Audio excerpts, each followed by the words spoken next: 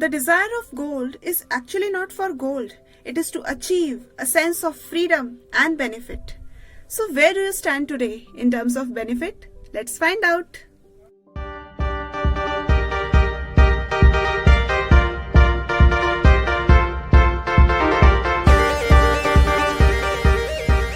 Hello everyone, welcome back to my channel. I am Hema Punya and today we shall be discussing about gold. Do you know that gold is capable of so much more in terms of earnings? But हमने उसे अपने traditions और coins और jewelries के दायरे में एकदम limit कर लिया है, which is just not fair. So the sole motto behind this video today is to help you make aware.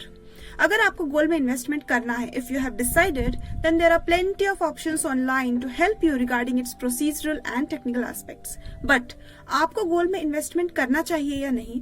अगर करना है तो किस टाइप के गोल्ड में करना है एंड कितना करना है so that you can maximize your earnings. This entire knowledge and awareness is what you need to make a right choice. So in today's video, very quickly we shall discuss the various forms to invest into gold. Which form of gold is suitable for you and how much of your total portfolio should be put into gold. So let's go. Gold could be roughly categorized as physical gold and paper gold. Gold in its physical form like jewelries, coins, bars, biscuits, etc. come under physical gold, while sovereign gold bonds, gold ETFs, gold funds and digital gold come under paper gold.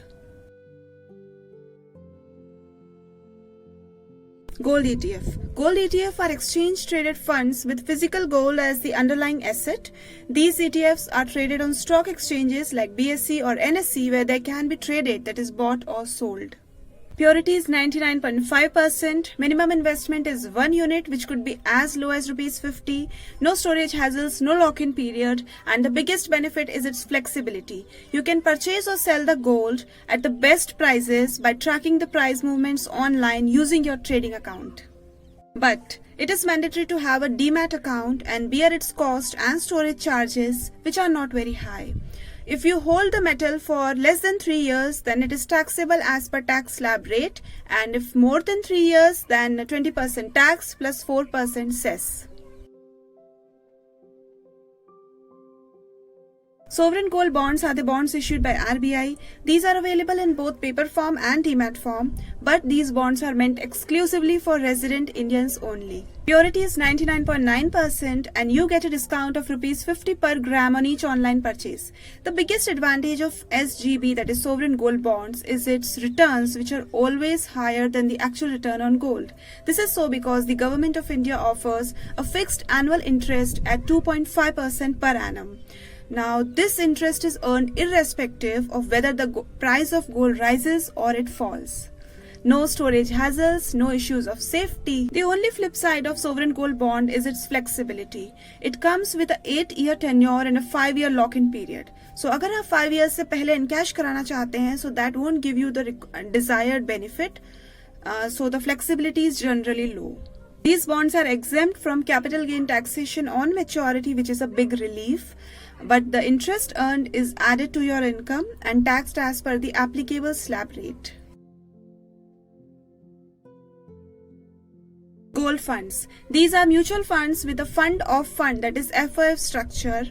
You can invest in these without having a demat account with an amount as low as ₹100. Easy liquidity, complete transparency. But the expenses could be quite higher compared to a gold ETF. There could be company specific risks. Also, physical delivery of gold is not possible. Talking about its tax treatment, it is same exactly as that was in gold ETF. Digital gold is a new way of investing in gold which is catching up slowly these days. It is offered by Paytm in association with MMTC-PAMP and certain other platforms. The biggest benefit of buying digital gold is that you can start it with merely ₹1. No, I'm not high. You can really start with just ₹1. It is stored in highly secured vaults with no storage charges. The gold is 99.9% pure. And guess what? You can redeem the investment whenever you feel like and get physical delivery of gold or your accumulated gold in the form of coins or bars.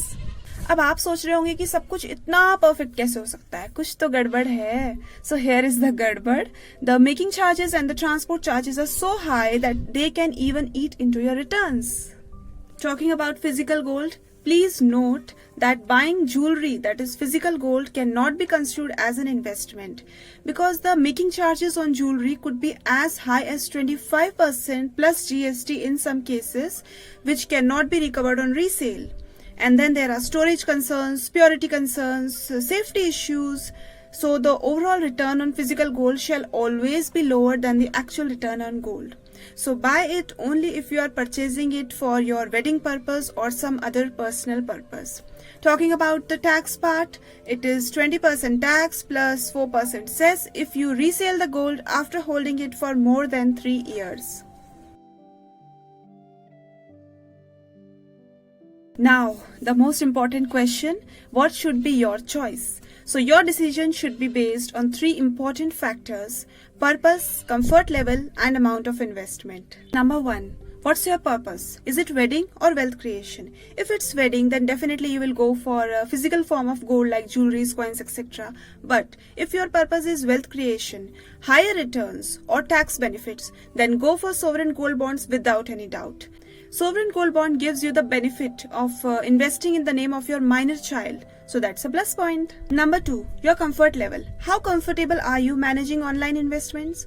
I know so many people personally who are not very tech savvy. They are super paranoid when it comes to cyber fraud, cyber mischiefs, and rightfully so. So consider this factor very carefully when you take the plunge. Where are your safety nets? How do you plan to manage your online investments in future? Whether you will be able to do it yourself or you shall need a professional. Consider all these factors seriously and practically before you go ahead. Number 3, amount of investment. Always remember, never put more than 10% of a total portfolio into gold, physical or paper. Suppose आपने अलग अलग जगह पे invest किया हुआ है, equities, shares, properties, mutual funds etcetera, and your total investment is ₹100. तो gold में आपका इन्वेस्टमेंट 10 रुपीज से ज्यादा नहीं होना चाहिए. It is not a wise decision. So that brings us to the end of this video. I tried my best to make you all aware and informed about investment in gold. How far did I actually succeed shall be known by your likes, comments and suggestions in the comment section down below. Please share your thoughts, your criticisms, your reviews. They are always welcome. I shall see you soon again in my next video. Until then, stay happy, stay financially aware. Bye bye.